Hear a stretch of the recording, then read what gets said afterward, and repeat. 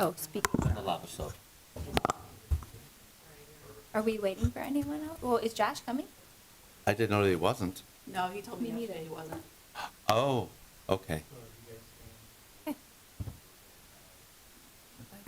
Let's start. Okay.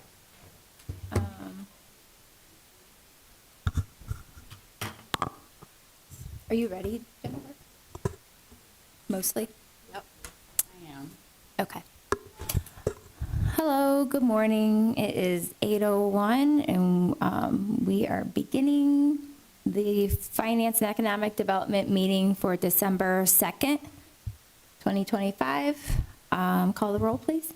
Barrow, Yes. Fiskus, or sorry, look, yeah, I already went to Berger. Yes. I was just. Harris, no. No, Josh Harris is not here today. So we have one item on the agenda. Ms. Harkey, our finance director, will be going through some of the capital budget items for next year. So, yeah, so we were going to discuss the operating budget, and then some capital items. Okay, today, sorry. Too. No, that's okay. But maybe Matt's ready to talk about some capital items, so I can continue getting logged in over there. So we did talk about like parceling off some capital items in groups. So the group today for capital discussion is streets, bikes, bike paths, sidewalks, and streetlights. I think that's everything. And then the spreadsheet is attached to your packet, and I emailed that out last night as well. So we've chatted before about we don't want to waste staff time getting, detailed estimates and quotes if it's not the direction of the committee or council to move forward with those projects. So attached, you can see the spreadsheet, and then Matt and I can work on that. So I'm seeing streets, sidewalks, what's that, sign community support. So is it just streets and sidewalks, that PDF? Mm-hmm. Okay, You want a paper copy? sure, if you have one. Oh, yeah, thank you. It's a little larger than on my phone. Yeah. Thank you. Good morning, Alan. Yeah, that's it? Did you need one? Yeah. Yes, one more. Oh, thank you, Alan. Thanks, Donna. Thanks, I got one. So Alan can, oh, he had extra. I think we're good now. I'm so sorry. Okay. So the list then was compiled based on, previous conversations, and some of these items have been on the capital plan for several years. So the only thing I'll talk about specifically is that first item, the sidewalk construction. We have a sidewalk fund that has held a balance for as long as I've been here. The balance was a result of a sidewalk assessment. So the city did the project and then assessed the homeowners, and then that's where the revenue was into the sidewalk fund, and that's where it's been held for many, many years. So it is sitting there available to be used for other sidewalk projects. So can I ask about that? Because this is not something that's been largely talked about. So if we have money in the fund,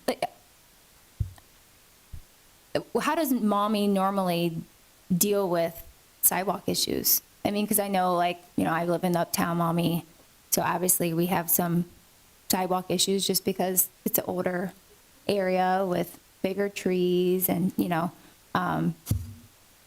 what happens when, does a resident need to call? I remember past years, supposedly we had an intern that was going to go around the town, assess all the sidewalks, and we were going to, I think I remember Rich talking about this, we were going to start doing fixes. So, I mean, how does that happen? Does someone need to call and complain? Do we have a program set up that we're constantly checking? So, What? no, we don't right now, and Matt can speak on this too, but right now it's replacement based on if the city has to replace the sidewalk. So if it was dug up because of water or sewer project or whatever, then. So as a result of a project, it Yeah, gets so we're replacing them, and it's not charged to this fund at all. And I think the hope is, and the conversation in the community has been to initiate another sidewalk program, but it does take staff time to build that program, and then somebody to monitor it and implement it and all that good stuff. They also, if you have a city tree, would heave a sidewalk. Exactly, a city tree That too. would be. Yeah, the city would will replace fix it. that, right? That's what I Yeah, if thought. it's the Okay. city's fault, the city replaces it, Sure, yeah. okay. But you said up until now, the money that's been used for those type of fixes do not come out of the sidewalk fund. Right. So if the sidewalk thing is indeed something that we need to, it seems like, I hear a lot of talk about it. That's money that we could at least start something with. But it sounds like we need to kind of figure out what that something is. We need to figure out a direction for that program. So the old program. Yeah. Because online, you can't communicate, so. Does that one work? I talk a lot, so I'll just sit here. You don't want to stand the whole time, Matt? I don't. Yeah, I will. Yes. The old sidewalk program, is that better? Can you hear me? Yes. I don't hear it. The old sidewalk program was long felt to be somewhat ineffective, extremely time-consuming, and an expensive way to go about things. So What was the old sidewalk? we did there's a map that exists, I'm happy to share it out, that laid out the city into, I believe it was 5 zones. And on a rotational basis, supposedly, I never made it all the way through all the 5 areas. We would manually assess every sidewalk section within that area, determine if there was an issue, whether it was the result of a city issue or a homeowner issue, and then we would notify the residents that there was a coming sidewalk program and that sections 3, 4, and 5 on their section of walk needed to be replaced. They had the option of doing the work themselves, hiring a contractor, waiting for the program.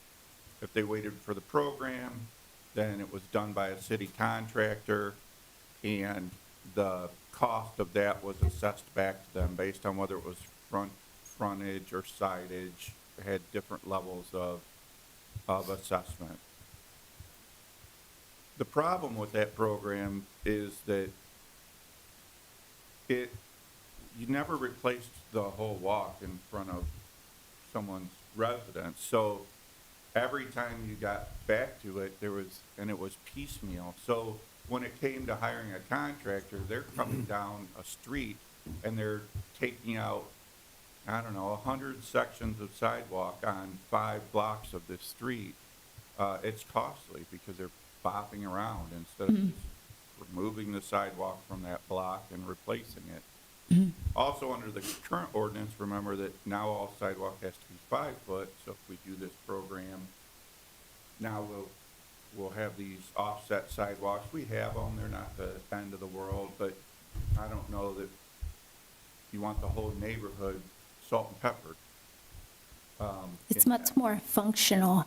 I had this conversation with someone a couple years ago. Yeah. But 2 people also can't walk side by side on the old. we have to decide how we go about with this replacement.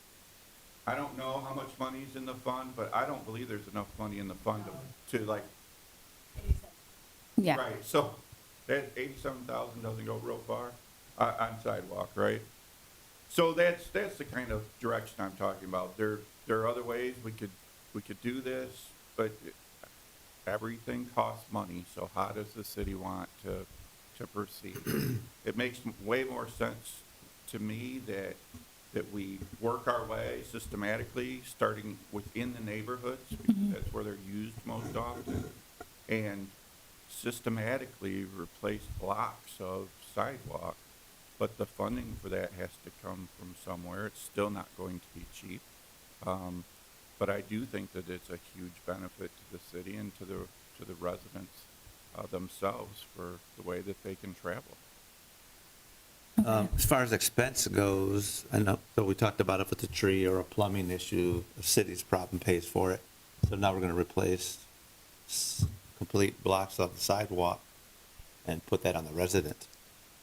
Well, so everything is always on the resident. It's taxes. honestly, Right? I mean, Yeah. More directly. More directly. If you would have to decide how you were funding that. Right. So either there was a sidewalk fund that was started and grown somehow, or, dare I say, a sidewalk tax, or, I don't know. I'm not the financial side of things. code does say sidewalk. It does. All Oh. sidewalks are by code, the residents. Oh, I fully understand it. Trust me, we now have the worst street in the city of Maumee. Did High Street get paved? No. No. Oh, second worst street in the city. And for years, a lot of people on the block would say, come on, Councilman Barrow, look at our street, look at our street. Okay, it needed, as you know, it's gone. You can pick up chunks of it. Sewer caved in. Well, we went down the process, and all the residents got a notice that it's going to be about $10,000 a house. We don't need a street in Maumee in Inwood Place all of a sudden. That's my point. Understood. I do understand. I know you do. It is a big financial decision, but I do think that the old program was extremely inefficient, extremely time consuming. It does take an intern plus a staff person pretty much a summer in order to execute one area of the program. Isaiah, you wanted to say something? So Toledo had this program, and last year they didn't use it. They canceled it for budgetary reasons, because what they did was they would do a tax assessment, or they would do for a sidewalk it's only 4 inches deep thick, and then for approaches it's 6 inches. They would assess a certain amount of money for each square foot of sidewalks, and then also for the approaches, because they're a little more concrete. And that was a solid number across the board. And when they would go through block by doing these, either a resident had 30 days to pay for it, or they would be a tax assessed over 10 years. Adding curbs and sidewalks like they're doing at Inwood is a lot more it's $10,000. This would be around $1,500 to $200 or $2,000 per property, maybe in over 10 years. A little more dual, but also at the same time, you're that fine line of, we're already paying for a lot of other stuff right now. So it's, do we want to do it right this second, or do we want to, but we want nicer sidewalks, but it's one of those fine lines that we're paying a lot right now. So yeah. Well, so I don't know about you guys, but way back when, before I started getting involved, it was very concerning for me going to chamber events and listening to the state of the city. And it was talked about every year how we were saving money. Meanwhile, I saw a lot of things not being done. So if we don't keep up on maintenance, but to a lesser degree, doing full blocks all over town would not be possible. But Yeah, but the only thing is, you have to do it, like he said, you can't just do it here and there and wait for a resident. I did mine a few years ago, so I have the widest sidewalk on the block. No one else has from side to side. Yeah. But it looks like crap when you go down all these streets and you see one 4-foot, 5-foot section, and then it goes back to a 4-foot section. And it looks very tattered, and in the mentality of maybe 30 years, they all look the same. But the ones that did it earlier, those will be crumbling by then. So if you did it all, I don't think it is something that we could do in 26. But it's something that we would be able to assess and plan for 27, 28. Because it's going to take a while to assess every single one. And I know ADA was going through this stuff back in July. They were going to start tagging sidewalks and making residents replace those, which means They can't just replace that, they have to replace their whole frontage, which is be a little more egregious to put on someone right this second. But there are some concerning areas throughout the city. When I walk my dogs, there's some ledging of 4 inches. It's sunken down Yeah. a lot. Usually that's where the sanitary line runs underneath their plot. So that's also will be addressed at some point when they do the relining or whatever. Yeah. But that also is years down the road instead of being sooner than later. So this is like there's a topic that is, we had to plan for rather than just acting right away. Because, I mean, we do need new sidewalks throughout the city because it's pretty bad right now. Well, and I guess my point is, like, I feel like you should always be spending something on it. Maybe not a lot right now, but something. Because I think as soon as you're doing nothing, then it gets easy to get out of the habit of doing something. And then maybe it can ebb and flow certain years. You can put more money towards it because it makes sense. But I feel like as soon as you kind of stop and don't do anything, you get out of this habit. Because I know, like, from our standpoint, like with the tree, the canopy, I mean, I don't know if we've been consistently going through and assessing the trees in like the spatial kind of areas, like they were talked about the sidewalks, the same thing's supposed to happen with trees. And when you don't do that for 5 years, you're going to have a backlog of things. So.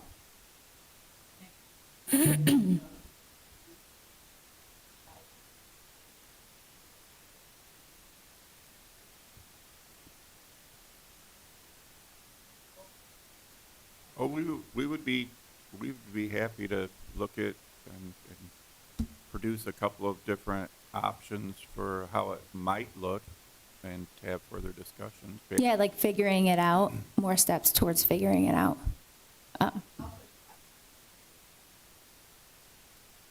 Well, and just like, okay, so I know the little money we have the money we have in here is little, but how long's it been in there?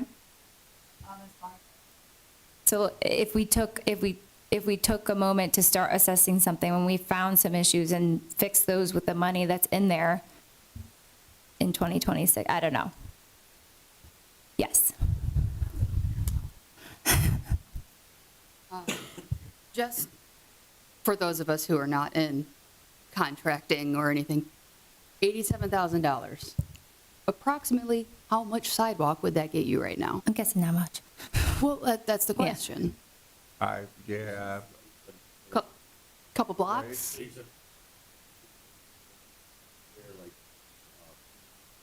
Right, but we've got labor and trucks and so all in. So like 2 blocks? oh, no, I don't think No. we get that far. 1 block?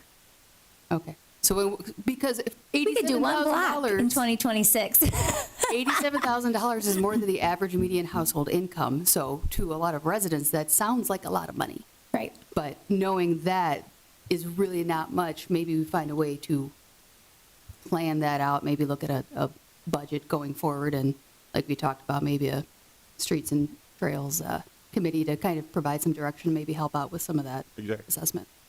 Well, and that's what the tree things, like people in the tree commission help go around and assess. That's what ODNR has talked about. Yep.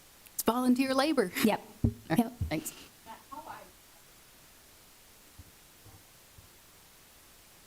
10 feet.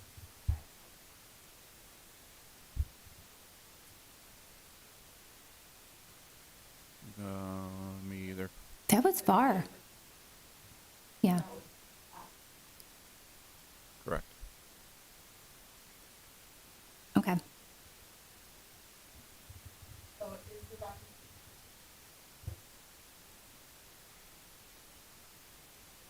Yeah, I mean, what else would we do with it?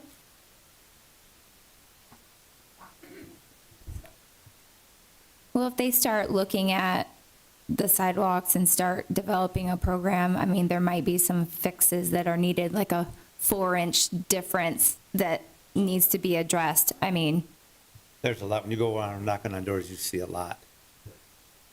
yeah. The whole Fairfield area, when I walk the dogs, there is probably at least 100 sections just in that neighborhood itself. When I walk the dogs, it's pretty bad. I mean, it's so far bad that some of them are below the curb down Southfield. So yeah. So look, Southfield, we need to look at Southfield. I mean, I know there's other areas like across by, the eastern part of the city that are just as bad, but, I mean, I only walk around Fairfield, so I don't know. But we have a dead tree list. That could be a sidewalk list. Yeah, I mean, Please submit the areas that yeah, well, are issues. moving forward with the new website, that'd be one of the things that's integrated in, taking a picture that goes Yes. onto it. So, I mean, that's one of the best things with the new website, yeah. Yep. It works probably. Well, we don't know yet.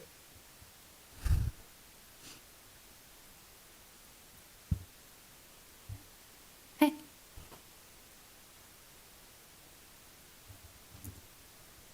Can't hear you, Jennifer.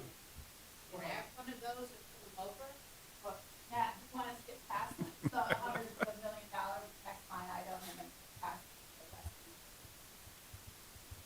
To the west muse. Jennifer, that won't work for online. You're gonna have to take one of those maybe. Does it work?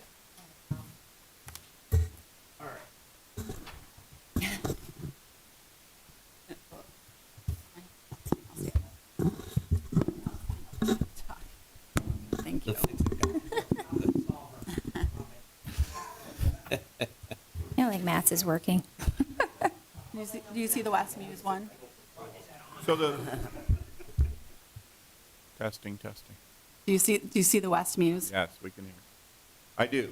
So the West Muse program, the West Muse is starting to show its age. There were problems with the location and the fenestration around the hopper that's located out there.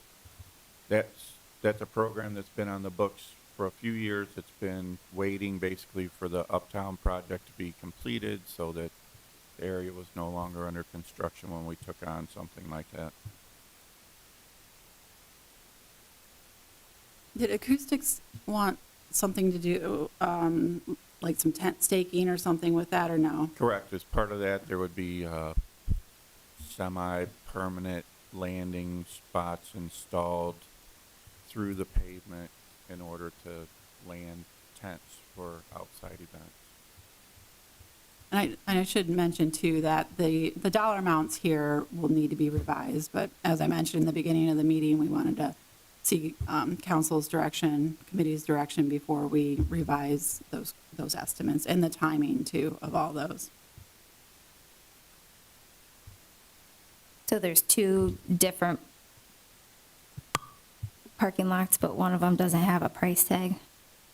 Yes, if you Assigned. see the in red. Yes. I don't have a number with the exception of a couple of items that Matt had emailed me that I didn't update the spreadsheet on just yet. And then the 400,000 interchange, I think that warrants further discussion too. And the 100,000 that's on the West Muse was literally an ear tag that has not been assessed for an actual cost for that project. Yeah, would that cost a lot more than that? I mean, Oh, I'm not saying it'll cost more or less. I'm just saying that it has not been estimated. Estimated at all, level. yeah. Correct. but is that all new curb? In that parking lot? It says curb and paving. It does. So there's a lot. Typically, if you were going to do something like, there's enough curb missing that my recommendation off the top of my head would be to replace it all. Okay. And that's, At some point, it becomes more efficient to actually remove everything and replace That would it make than it sense. does to piecemeal. sections, yes. There's still areas that, I mean, I remember the lot itself being cut up, and did it ever get patch pavement, or is it just stone in some spots still?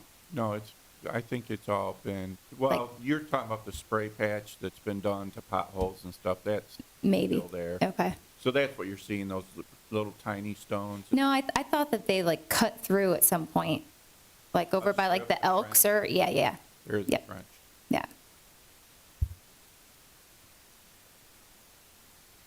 And then the next item is repaving and restiping the police parking lot. We thought maybe it would be a mill and fill, but it seems like it needs to be totally redone. So the police parking lot, again, that was a project that has been on the chief's list for a long time. We put that off in lieu of the Uptown project again, in order that we had a parking lot to use during construction.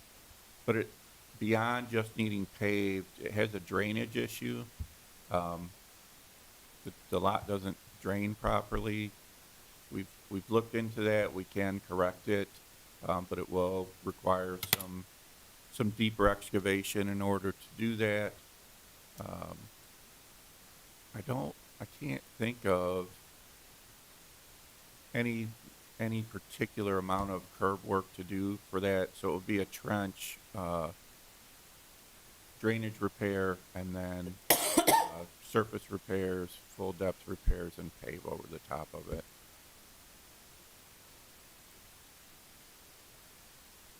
It should last us a good long time again.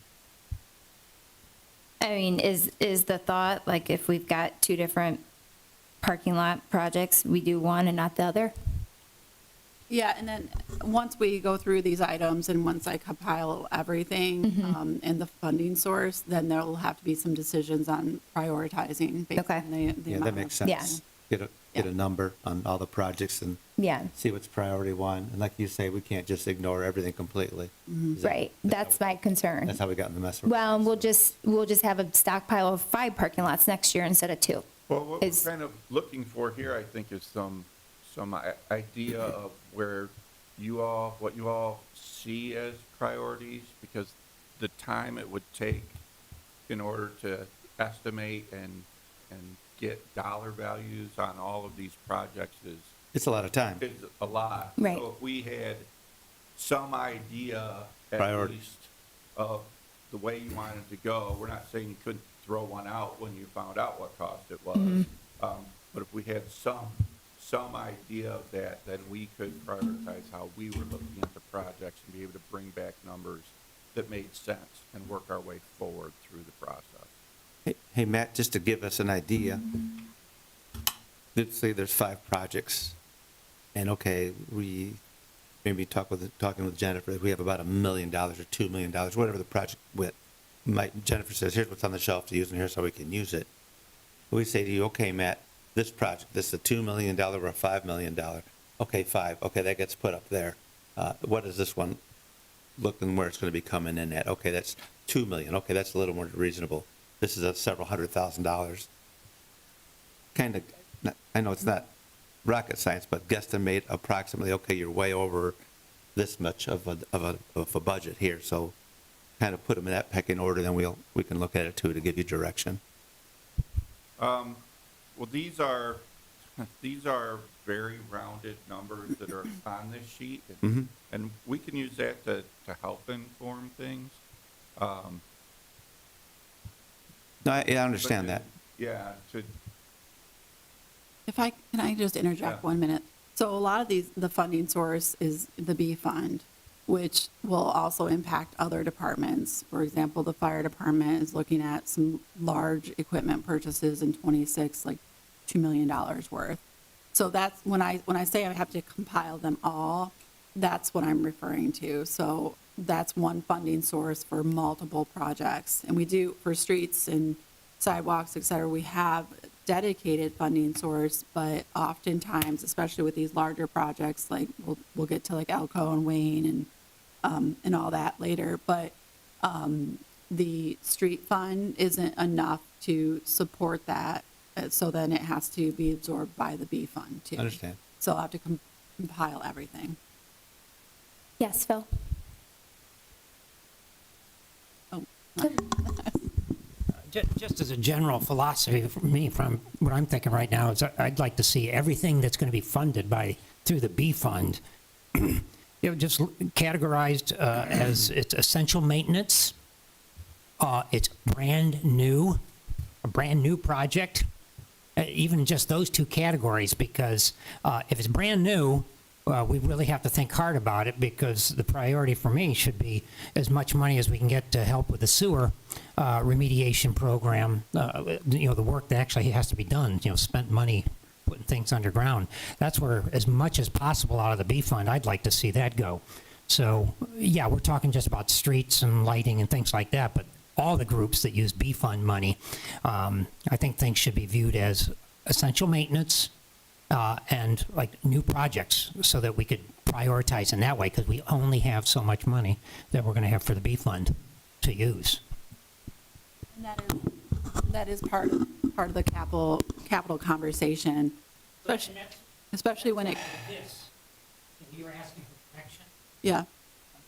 I'd want to see all of those. I see some things that I say, that's new.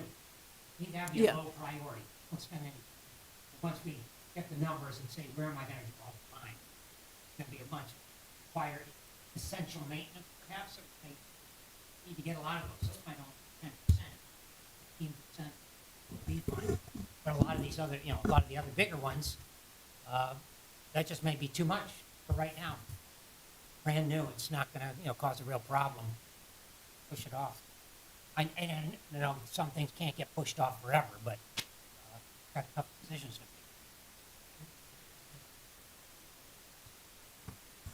make. Well, for me, it sounds like the parking lots have already gotten pushed off. Yeah. Okay. Well, so one of my concerns is, okay, we could make these decisions and give this direction, but there's new council and new mayor. So, we can do and say all we want, but I don't want to waste, like we talked about, waste staff's time with our direction when I won't be here in 30 days. So, there's that too. Yeah. Well, I think it makes sense, at least we have this in front of us. Here's what we have to look at. Here's all the different programs. Get it all inclusive. Goes to Jennifer, and she says, okay, well, we need fire, we need police, we need maybe more service, maybe more sewer hires. Then we look at our priorities, which is sewer, of course, which is very obvious. We start with that, sidewalks. We have $87,000 there, waiting for the patch and repairs. We put a program forward. The new council can look at these things, but everything at least will be in one nice presentation like you had done before for us.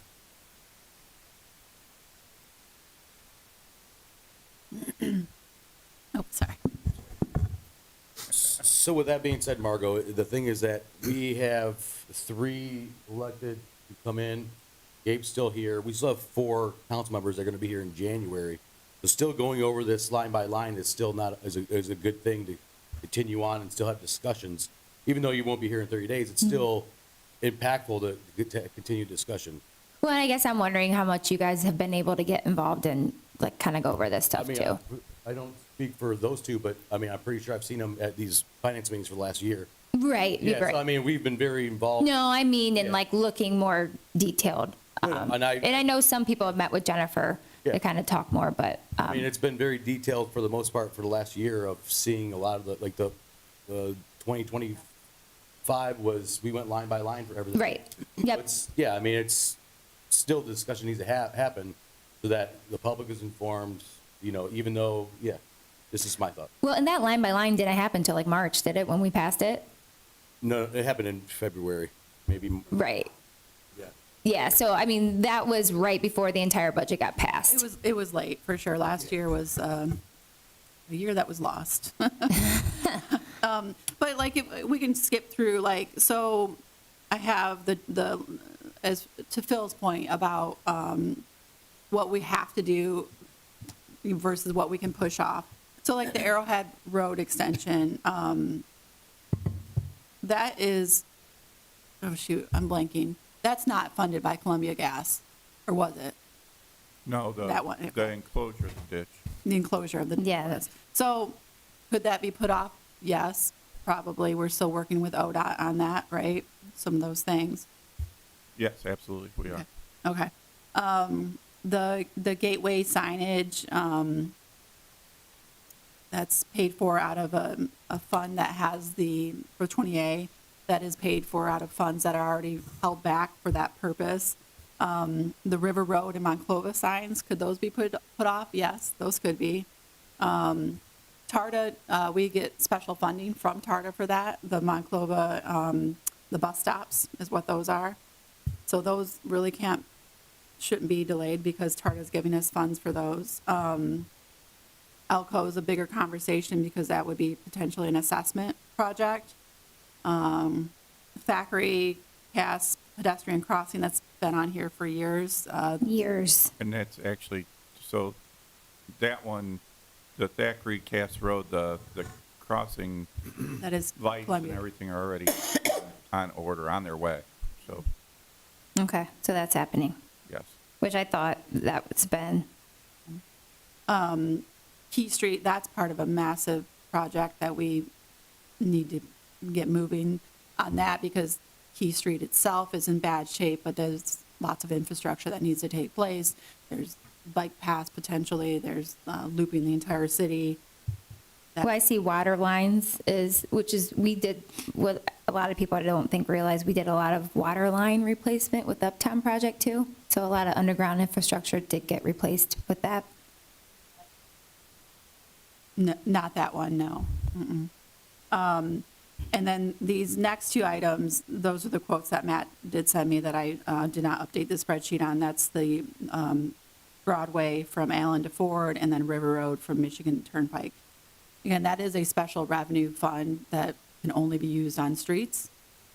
So when that money's gone, it's gone. So that would be the priority there. Do you remember what those numbers were, Matt?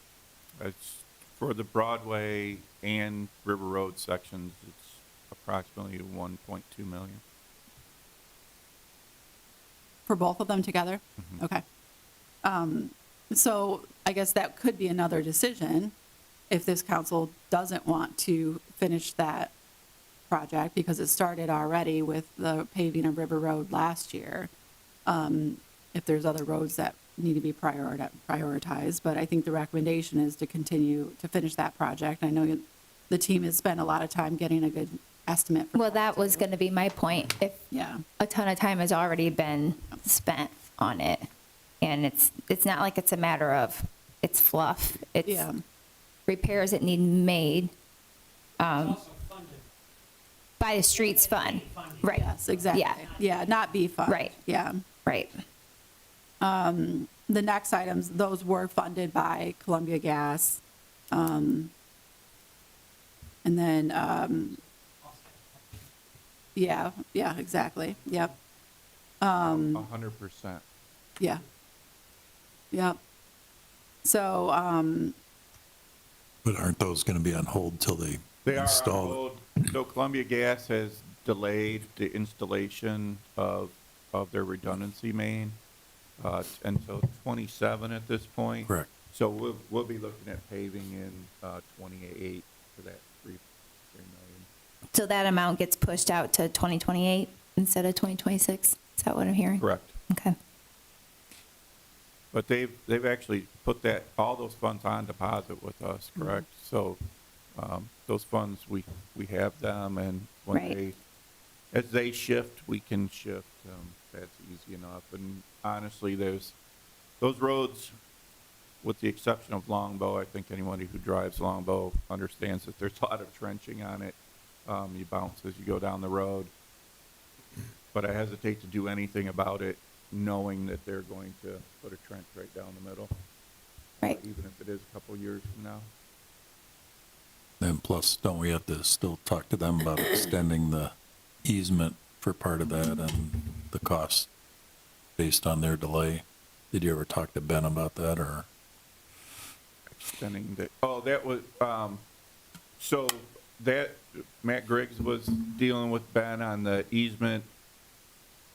Columbia Gas had a route that was all planned. We've been working on this since, I don't know, Long time. 2020, 2021, something like that, to land on this route for this redundancy main that's coming through town. We had it all in place. We had the deal done. They made deposits to us. They actually did some work, did some access, cleared some trees, paid into the tree fund. They've been really good partners on this. They've come back to us recently saying that they ran into a problem coming across the property and we're requesting a shift. We're assessing that now, and what that might look like as far as what the deposits they've made so far look like. So it might be getting pushed off, but it's money we already have that has to go towards that. So there's really no benefit in 2026 or 2027 that it got delayed. Yeah. Okay. Yeah, exactly.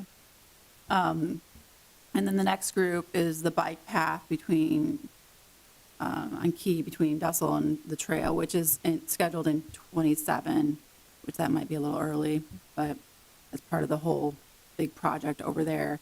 The bike path in Beaver Creek, that was actually part of a development agreement, so we have to do that. Correct. The next item is another bike path, but that's not until 28. And then we've spoke before about the Illinois connector path. We applied for a grant on that, and we didn't qualify for it. We can keep pursuing some grant options on that too, but that's tentatively in 27 as well. So I guess really what we're looking for is the items that are in 26 right now. Does future council, current council, what's everyone's thoughts on that? I'll skip past the streetlights, and then Wayne Street, same thing, it's in the future, but this has been on the horizon for many, many years too. So if we can go back to the 28 interchange, the landscaping, that 400,000 is a decent estimate that we recently received. That includes irrigation too.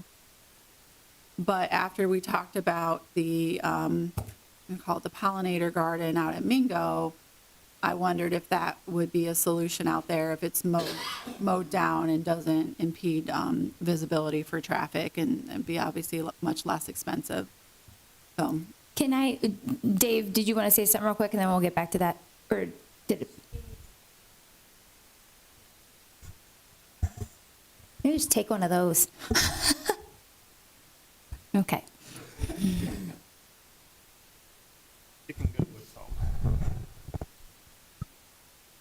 Okay, so obviously Jennifer has met with me and Scott, Isaiah, and everybody, so I don't know all the ins and outs of everything.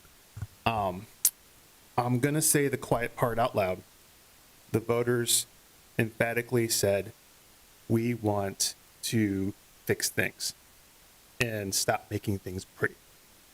Okay, so $400,000 for landscaping on an interchange, that seems ridiculous.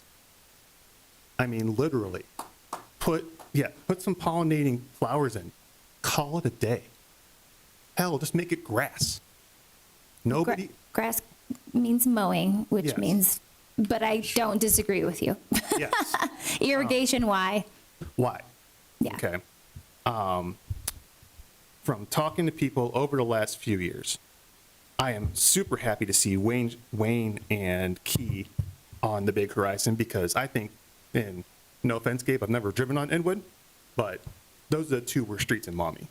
And and people are super frustrated when they see the Uptown project, when we see all kinds of flowers and all of this and all of that, when curbs, streets, sidewalks are a mess. Flowers don't cost much, Dave. Okay. Concrete does. Margot, I don't. Just saying. I know I'm ticking you off. I'm sorry. So. They shouldn't be fluffing mulch. Yes. So with the new council, I would, and again, meeting with Jennifer for 2 hours was the tip of the iceberg, right? And Mayor Ziss, I would like to be on the finance committee, just to put that out there. Yes, I think as a city, the people want kind of a reset on what we're spending on. And Maumee looks a lot better over the past 3, 4, 5 years. Not gonna say it's not. The trees look great, but I can't count how many people have told me stop planting new trees. Yeah, so there really needs to be an education campaign about how much trees help with the I know. sewer issue. I know. It's not just I fluff. know. Lots I of know. issues are helped with the trees. I understand. But there should be some sort of you know, like proportion. Things could be proportionally kind of Yes. adjusted.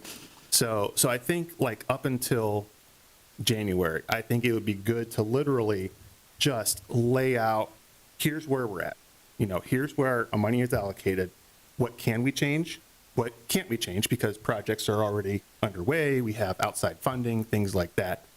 But the voters and the people want us to really look at our finances because a lot of people are beyond mad that we've made mommy look pretty when we have the problems under our feet in the sewers. And that all this happened when the city knew we had huge issues under our feet. It's like, to put a real estate analogy out there, when you flip a house. I can walk in a house and within 30 seconds know whether this was a landlord special where you threw some floors down, you threw some paint on the walls, and you called it a day. Okay? The problem is when you go in the basement and you see water all along the edges, the furnace is 40 years old, the water heater's 30 years old.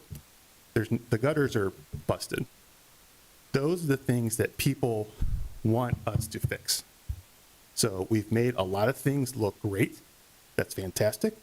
But now let's look at the foundation. Let's look at the guts. And that's what I feel people said at the ballot box. Thank you.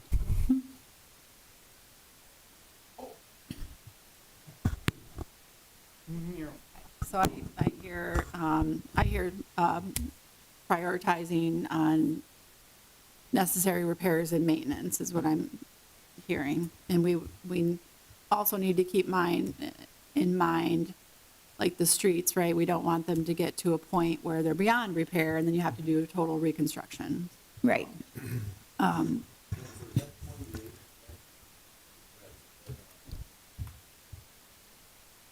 The Dussel Cass intersection, is that?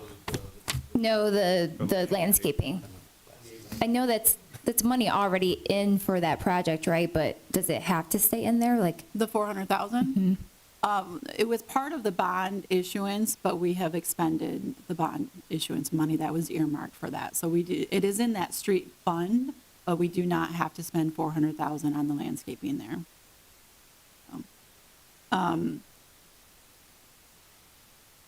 And the last item, I think, just to really dive into is the streetlights at the Dussel and Ford intersection. This was a recommendation from the police department from a safety standpoint for visibility.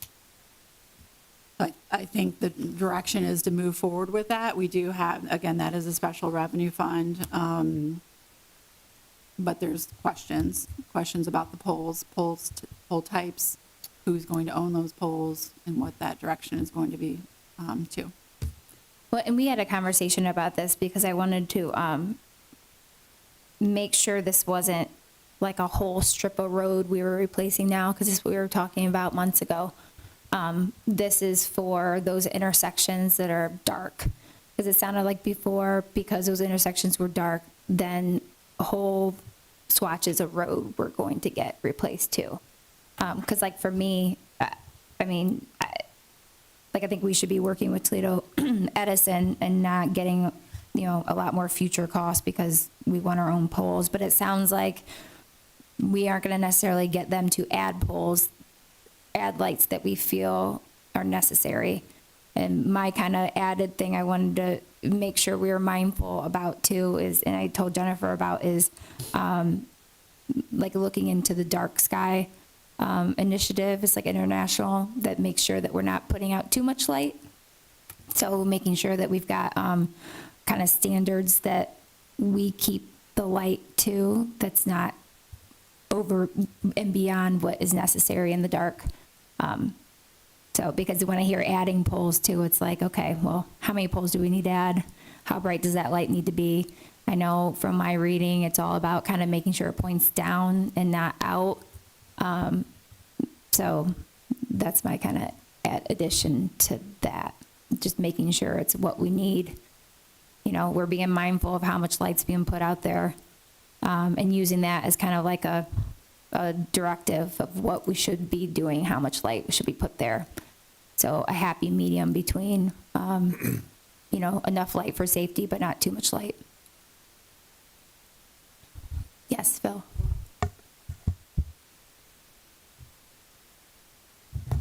On that one, I mean, is there, I just don't know, if there's a lot of accident data? I mean, I can understand if it's a really dark intersection, that's going to probably be where you'd have more accidents, but it's just a question going through my mind, is since it's still dedicated funding for street lighting, is that the best place to use our street lighting fund? I don't know what other kind of street lighting issues there are, you know, there's stuff in neighborhoods where people don't have anything, or what. So this is the only, you know, project that's listed. I don't know what else was considered as possible other street lighting needs, but. Well, I did have a question about safety. You know, this is not like around my living, I'm just curious, like, you know, when I think of car safety, everyone has headlights. So, I mean, I can be in the middle of the country at an intersection and be fine because every vehicle has headlights. I don't need bright lights in, like, lighting up the street. So is this about pedestrian safety? Like, I mean, I don't know. Not sure? Okay, sorry. I just wanted to ask. Would be a combination of pedestrian safety, And vehicular? disabled vehicles, unlighted crossings, people driving without their headlights on, the very large intersection, very wide roadway, Yes, I know that. never properly lit in the first place. As far as the number of poles, there are standards that are required by the state of Ohio when lighting a road. We've had that discussion about the Anthony Wayne Trail. You can't drive from pool to pool down the street. There has to be overlap. There has to be crossing light. So that it's not creating shadowed spots that's been found to be additionally dangerous to drivers.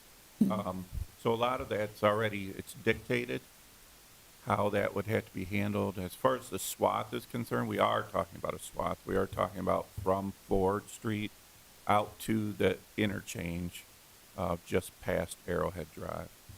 So this is a whole street. Towards Arrowhead. Not a whole street, but it is a block. Yeah. Yes, Chelsea?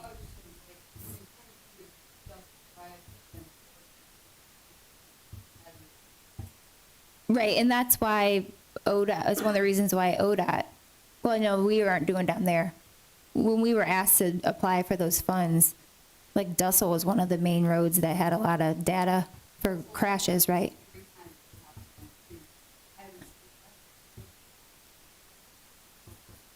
I don't know.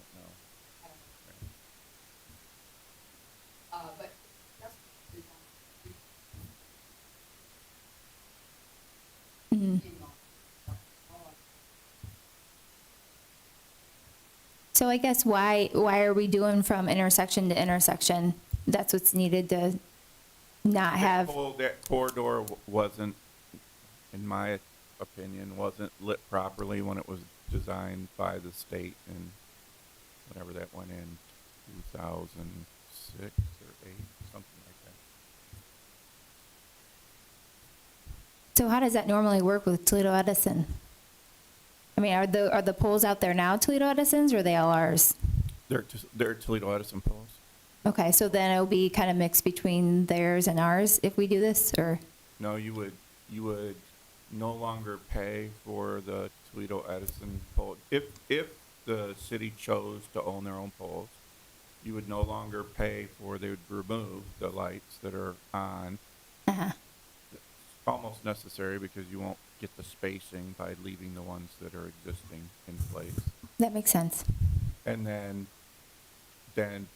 you would no longer be paying for that service from Toledo Edison, so you'd have whatever savings that amounted to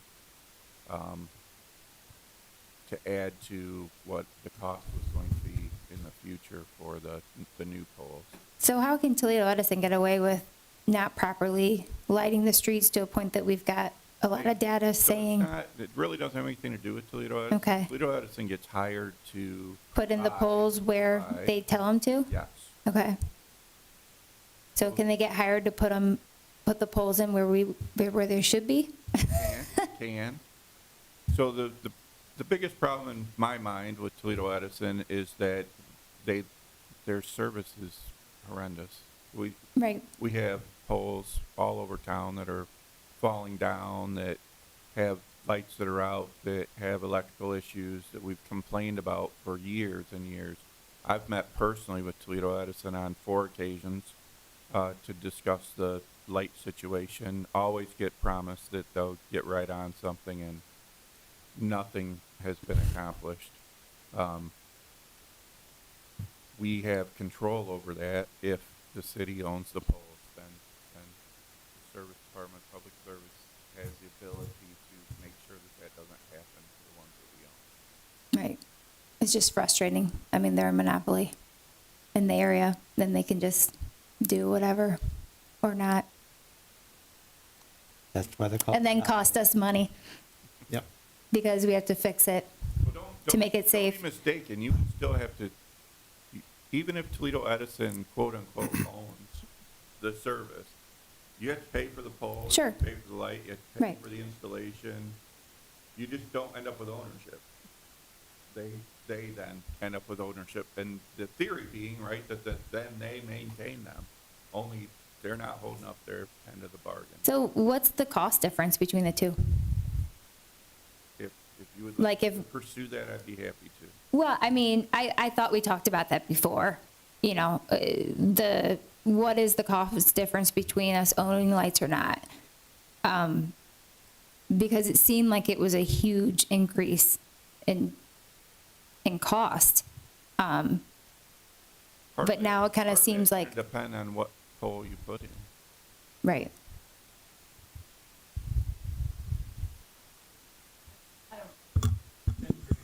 I don't remember the specifics, but yeah, we had to purchase the poles, and then it's like a monthly like rental of the poles too, for maintenance. Well, I mean, yeah, if it's no maintenance, like, you know, that's part of, I feel like if I, of course, once again, I'm not going to need to be making decisions, so this is all kind of weird. But I would want to know all that before deciding on whether we're going to take on a bunch of new pole ownerships. Like, what is exactly the difference in price? You know, what is exactly, we know that we're going to get better quality of service because people are going to go out and fix things when it's needed. I get that. That's always a benefit to, you know, doing it yourself, owning it yourself. I'm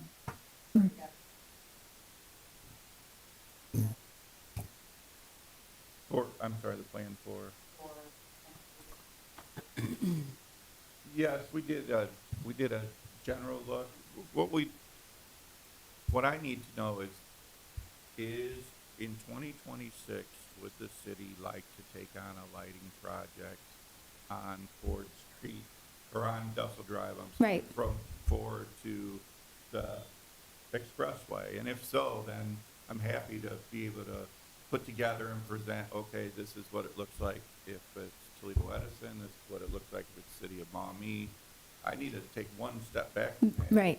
I don't want to do all of that, and then we say, well, we really don't want to spend any money on lighting this year, then. Well, I won't ignore data. That's the problem. So Yeah. I know we're getting a little hung up on whether or not we own the poles or not. I don't need that kind of a decision. Yeah. I just need the kind of decision that says, we'd like to do a lighting project. Okay, well, I mean, To improve the safety of this corridor. yeah, I feel like it's not like whether we like to or not, I feel like we have to. If the data's that bad on safety, then, I mean, for me, it needs to happen. Isaiah?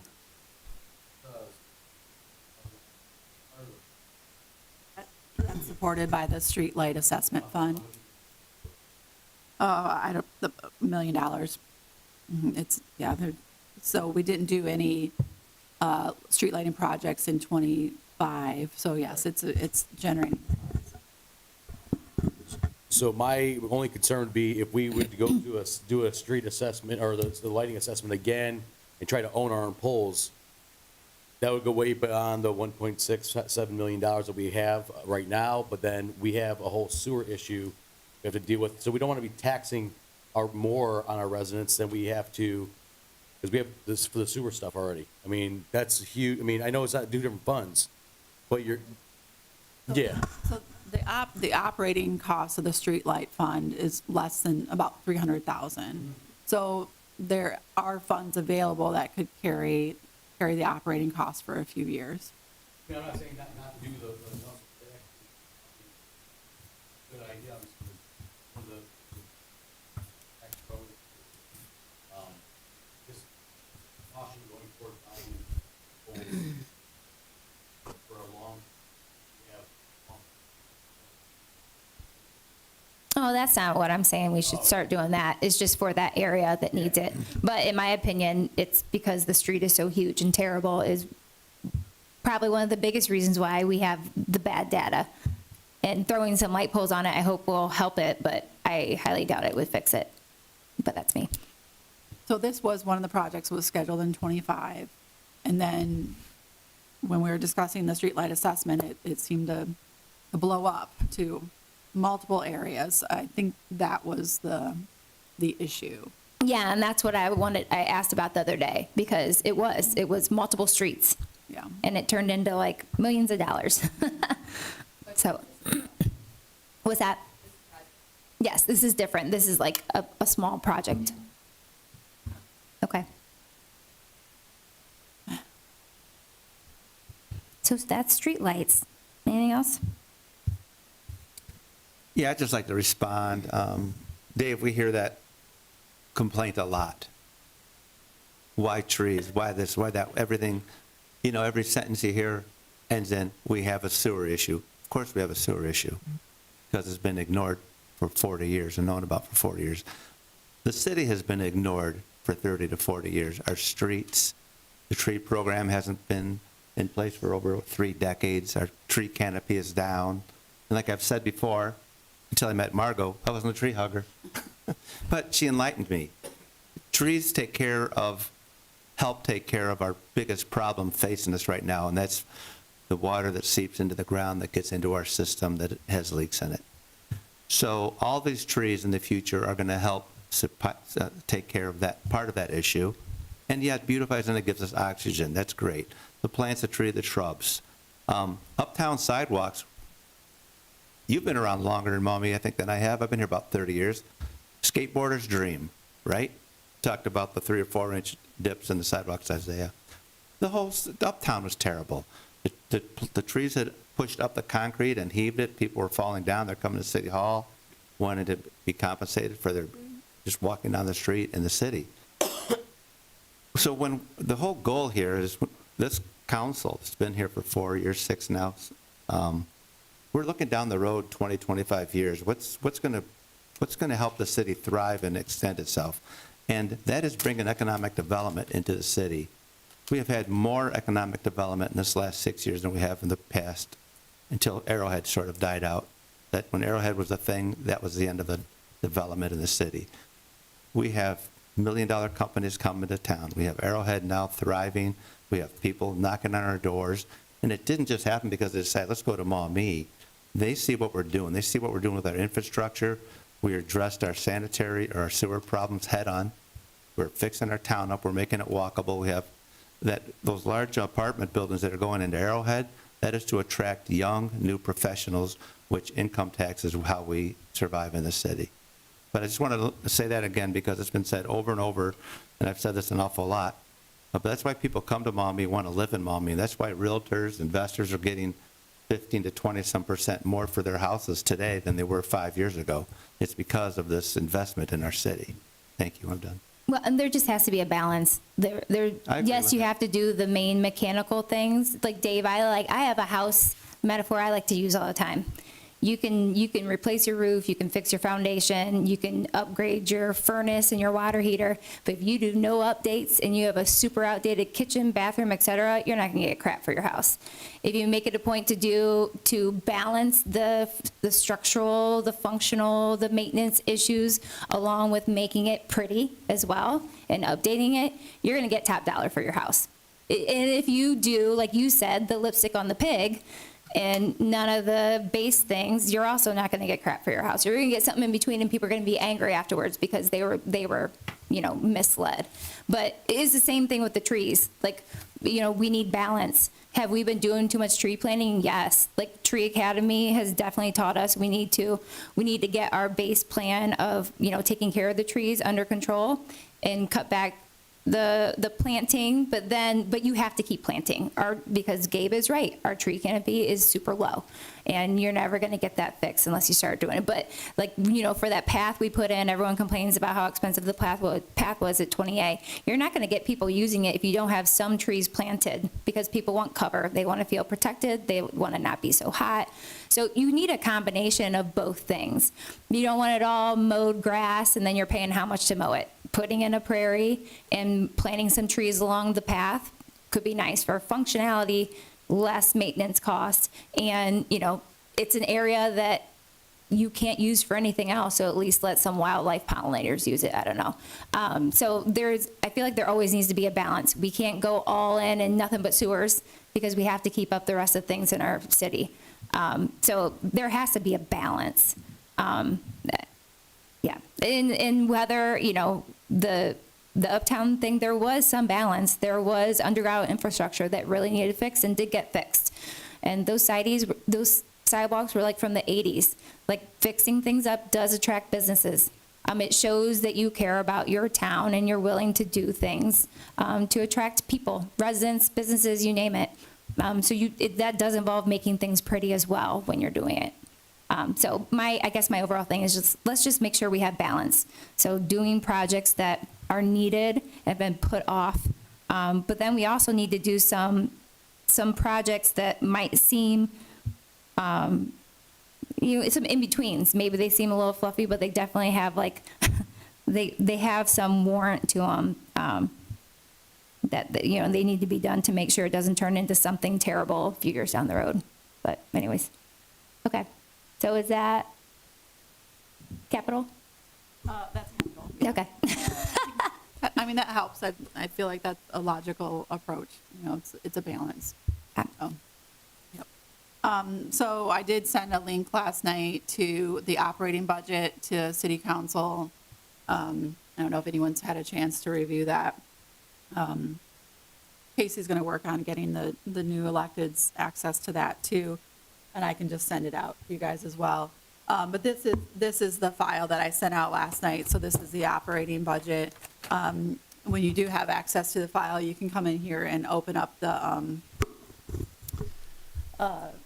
categories. Right now, it's split out by fund and then expense type. I do have revenues in here too. I'll revise. Those are the preliminary numbers as of 10/1, and then I'll revise those again at the end of October and then the end of March as well. So I'll just open up a couple of these and then we can talk about the discussion points too. So here's the general fund. As you know, that's our primary source of expenses to support all the departments. You can see it's split out by department, and then split out further than by category. So the bulk of this is obviously, or a lot of wages, which we went through that, last week or the week before, and then split out then materials, supplies, services, and capital. So this does not include capital as far as large capital projects. I always put, so our purchasing policy, if the item is more than 1,000, then it's supported by the B fund, and then at the $10,000 is the capitalization threshold. So I always put in, depending on the size of the department, a little bit in capital outlay. If they need a printer, a computer that we forgot about, just some small, scanner, small item like that. But other than that, capital is not included. So you can see right now, and this is a little misleading. I don't like to look at this as one group because it is different, as all you guys understand now with governmental funds and then proprietary funds. But overall, the operating expense is 71 million versus 102 million for revenue. But it's very general terms, and this is obviously the preliminary look, and there will no doubt be some revisions too. So.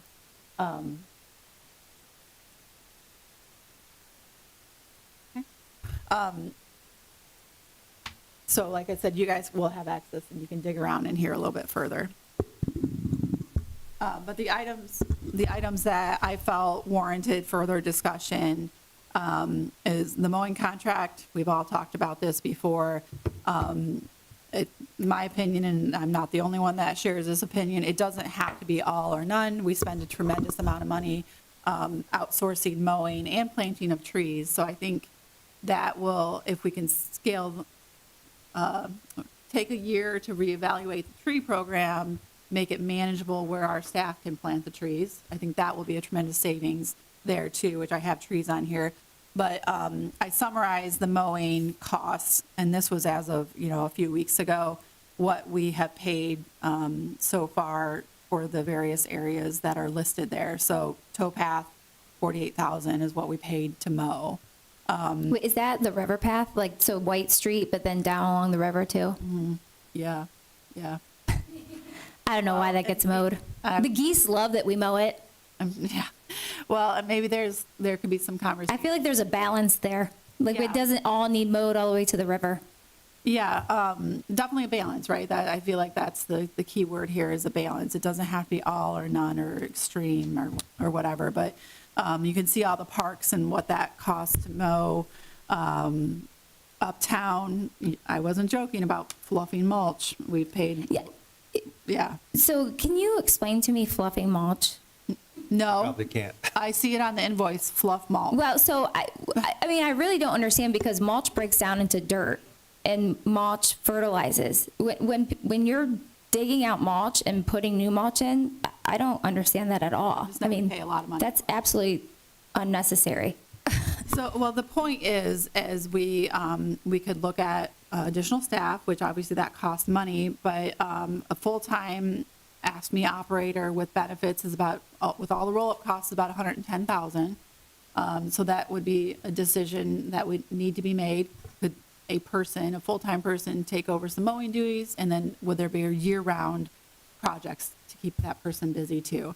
The other alternative is seasonal help, which we have We done. used to. Yes, we used to. There was conversation that we couldn't do it anymore. The union wouldn't like that, or we have to have somebody over 18 to operate the equipment. I did confirm with our insurance company that they do not have to be 18 to use a mower to operate equipment. There's not an issue there. So I think that's. But I feel like there was rumor too, is that they couldn't get people, is what I remember years ago. But I mean, I think that's a great summer job for kids. Yeah. Oh, yeah. All like anyone in school, or not. Jennifer, you mentioned that the towpath was $40-some thousand to cut, and then you mentioned $110,000 for grass cutting. No, 110 for the AFSCME operator. If you- And a full-time employee. Oh, Yeah, gotcha. Yeah. So I I knew was we were just trying spending, to equate the cost, of outsourcing it. And this is not an all-inclusive list to all of our mowing, but I was just trying to, like I said, equate right, that. that needs to be looked at more fine because, more depth, because I know we spent an awful lot of our own employees cutting grass. And at that time, the numbers showed outsourcing it would save this much money. Yeah, So that there's needs a to be looked at. balance. Yes, if you're going to hire 5 or 6 additional operators to mow, then certainly that savings is lost. Right. And I wouldn't recommend that, and it wouldn't be my decision. It would be council's decision, public service director's decision. But we I'm could- just showing you as a summary. Sure. And this is, again, not an all-inclusive list of all of our mowing, but these were the top groups to categorize, so. And I think part of the thought process was if we can save money on cutting grass, we can take that person and put them in the service area, maybe into the sewer or water department where help is always needed. I'm not sure if that happened, but I think that was the thought. Sorry, Mark. With the grass cutting, the areas that we have contracts with a certain company are one of the worst mowed areas that we have. Rolfe Park, the cemetery, they're all done by one company. I think we need to take a look and assess these companies for the quality of work they're doing, even though they are the lowest bid. We shouldn't always look at the lowest bid. and give it to whoever just blindly just, you know, because there's been times where I found out that another company had to come in and mow the cemetery for Memorial Day weekend a couple years ago because the other company wouldn't come that weekend. And they never, and they were taken care of, but this one of those things where the company that is doing Ralph Park has damaged that soccer field, one of the 4 soccer fields. They're pushing the goals and breaking them, who are owned by Maumee Express Soccer Club, not the city. So we need to take a look at the quality of the work that these mowing companies are also doing and assess them to see if we want to still do business with them. Because, you know, just because we're paying them money doesn't mean we're getting the quality, you know. Oh, agreed. Yeah, Sure, so- you have to look at that. It is lowest and best is the rule, so if they're not the best, then we can deny that bid. Right. Have we had more than 2? I mean, we're always presented with 2. Do we have a lot of, when we bid it, do you know? Do we have a lot of applicants? No, I don't remember how many last Okay. time applied, to tell you the truth. I Yeah. don't recall. But I've had conversations too. It's like, does the city have the equipment any longer to mow? You know, what places make sense to mow? Because we've had a lot of complaints about Riverside Cemetery. Yeah. And I've talked to soccer about soccer and the issues with that too, and Matt as well. Yeah. So yeah, and to your point and to Isaiah's point, and many people too, it's about taking pride in it. And when you outsource it, that pride isn't always there. But it seems like there once again could be a balance. Yes. We don't have to do all in-house. We don't have to do all contracted. There's got to be kind of a space in the middle that makes sense. But we also don't have to mow all the places. We never mowed down by the river before that walk came in. And I don't know if you guys ever pay attention to the side cut, but you mow a little bit on the sides, like to kind of extend the area, kind of like you got a berm, and you don't necessarily mow it all. Or you mow every few weeks, and I mean, I don't know if not every mowing company has a certain type of equipment that they could mow and keep it so it doesn't get to my head height like it does the grass between the upper towpath and the lower river walk, but to be like putting green length, and the geese that the geese love, but then they cause poop on the trail and everything else that then has to be cleaned up.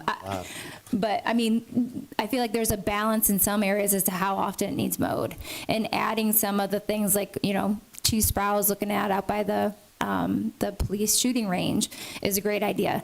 Those areas are not seen all the time.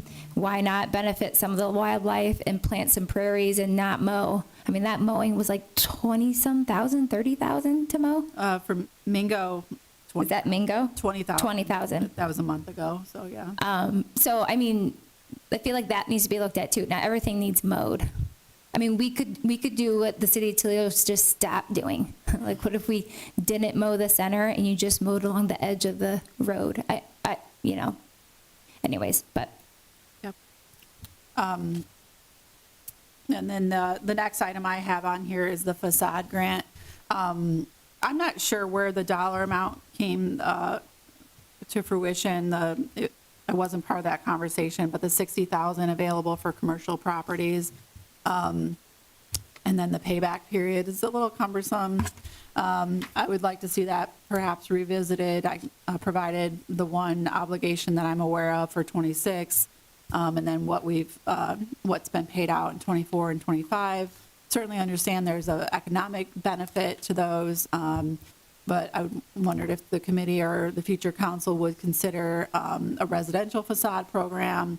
There are some other municipalities in Ohio that do that right now. I thought it might be a good opportunity to connect that with the master plan and the porches. Yeah, the porches, Yeah. patios. So I know like the candy shop, I mean, that's been talked about for years, and they've already started to take down some things. So I do want everyone to be mindful that if you do take away some of the funds that have been kind of talked about and promised, what that's going to turn into. We could do that, yeah. Right. I would agree, Yeah. we can't do that. Okay, I just wanted to make sure I've literally heard about the candy shop happening for, I swear it was on Yeah. because I've been on council. And Yeah. actually, I don't have the candy shop in the budget. I forgot about it until last night, but I do have the Holmes one included in the budget for 26. You had the home what included? The Holmes. Holmes facade Facade. grant that was recently approved Okay. for 26. Okay, sure. Yeah.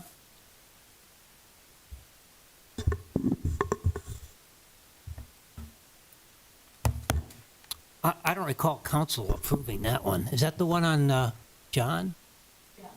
I don't recall council approving that, and the program clearly specifically says that council's has final approval on all those facade grants. So that's something that needs to be looked at. I do not recall that going to council either. And I'm not positive on the language of what the approval process was on that. No, and I think the last one we did approve was Claire J's. Yeah, that sounds right, yeah. Yeah. Yeah. Did you get Phil, you'd asked for a list? I haven't. Okay. But you had shared, I know, about Tiffin's facade grant, which I had talked with them years ago about, because they have an old downtown area, and they've been like renovating those buildings. And the mayor that used to be there, he's the economic development person there now. I mean, he said about how popular the program was, and they have so many new businesses downtown now. I mean, that's my back home. I didn't live in Tiffin, but I lived really close. So that was the closest town that had grocery stores and things like that. And Yeah. yes, so it does not have to be a ton to help people. It's just, in some people's grants, like, I don't know if Ohio City has it, they'll do little things like sign grants. So, I mean, because signs can make a big difference, just that little kind of upgrade. Or, you know, if they want to take it from a blade sign to a little something fancier, like kind of giving just a little bit. It's, you know, it becomes not much, but it's just kind of like a gift. There's definitely a lot of, it seems like we should have some better, more clearly marked parameters, because, I mean, I can't tell you exactly what ours were. I support a facade grant program. I think it makes sense and it's very helpful. But there should be some sort of parameters created and out there for anyone to kind of easily know, oh, okay, these are the requirements. This is what I have to do. This is what any business does. So a business can easily come and see, you know, if it's something they could take advantage of, or residents, or a resident could just see, what do we spend on facade grants and why, and who gets them, and what does that involve? Yeah, and I would like to see a cap, you know, so for planning purposes. Right. Well, and I think when I talked to Tiffin, they had a certain amount set aside for each year. So, yeah, so they, you know, once they hit that amount, I think the people went kind of on a waiting list, and sometimes that determined whether, you know, certain people were going to do certain projects or hold it off, or they might do the project when they kind of came up in the list. So, yeah, for budgetary reasons especially, having some sort of cap, Yes. parameters, Yep. Yeah, and then it's. balance. That's the theme for today. Yes, yep, exactly.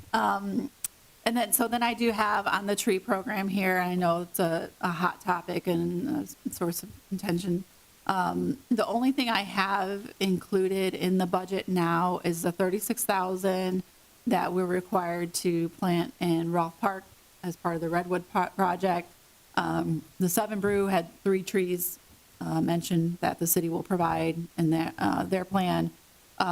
We have had a $100,000 trimming budget for years and years and years.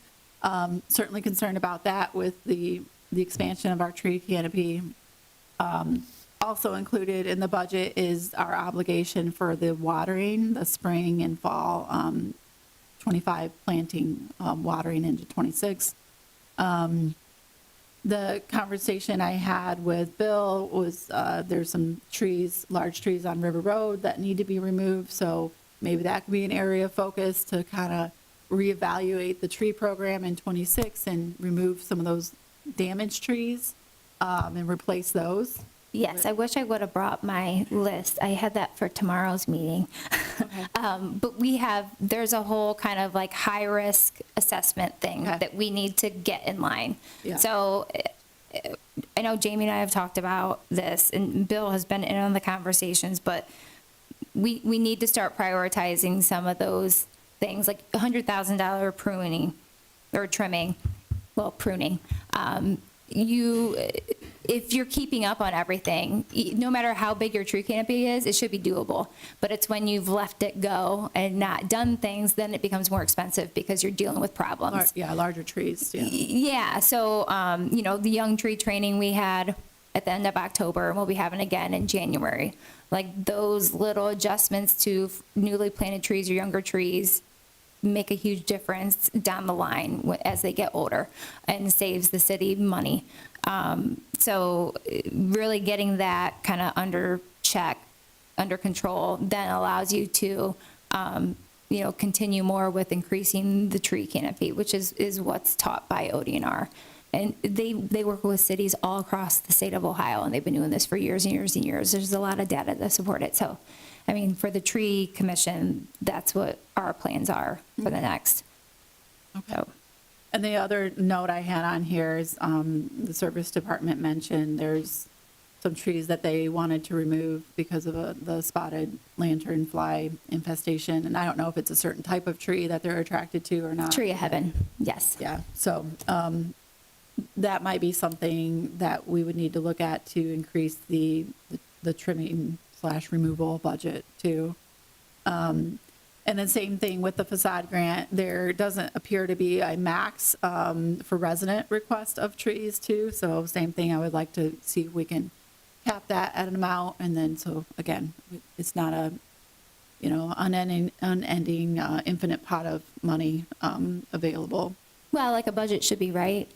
I could see like deciding on percentages, what should go towards this, that, and the other. And then as the years progress, it will adjust. Yeah. Especially if we're doing what we're talking about with trying to get the tree canopy under control, and like where we need to be for maintenance and increasing. But maybe the increasing is like 15%, 20% of the budget, while, you know, the others are a higher percentage. And then as the years go on, it kind of flips.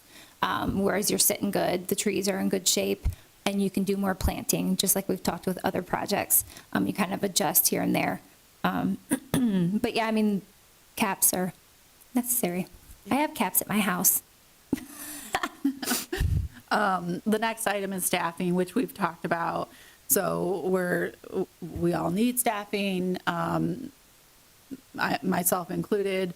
I'm just concerned about the timing of the development and giving that revenue in. Mr. Barrow mentioned the development in Arrowhead, that's going to be impactful. 500 plus units, smaller units, not so much, but a 500 plus unit development will be impactful to the budget. So just want to keep in mind, trying to balance that and right sizing where staff is needed, freezing any range or step movements beyond the normal movement. Create line assignments where appropriate, like a facilities person that would be solely in charge of that would be helpful. Cap of part-time hours, we don't have a cap for part-time people. And when you're talking about like pool or rec individuals, it's not a big deal. They're working, 15, 20 hours a week. But when you're talking about people that are working, 70 hours, that's a big difference. And then filling voids, gaps where appropriate, and then managing overtime too. There just hasn't been any parameters in place for overtime for many years. And that's not a decision that we made here, but that obviously impacts the budget substantially. And the next item is community support, and I'm sure future council is aware of that. We do provide support to the Senior Center and the Maumee Valley Historical Society for their operating expenses. We own the building, so we maintain the buildings. So their requests are not out of the norm of what I've seen the last couple of years. So that is included in the budget too. Here already for the operating budget. They do have capital items, both of them, that will have to be addressed later as well. Okay. Nothing. That's it. I don't know. Thank you. All right. Okay, well, can I get a motion to adjourn? You can have it. That's it? To adjourn? Okay, I'll second that motion. Call the roll, please. Barrow, Yes. Effenberger, Yes. Thank you very much, Matt and Jennifer. I appreciate it.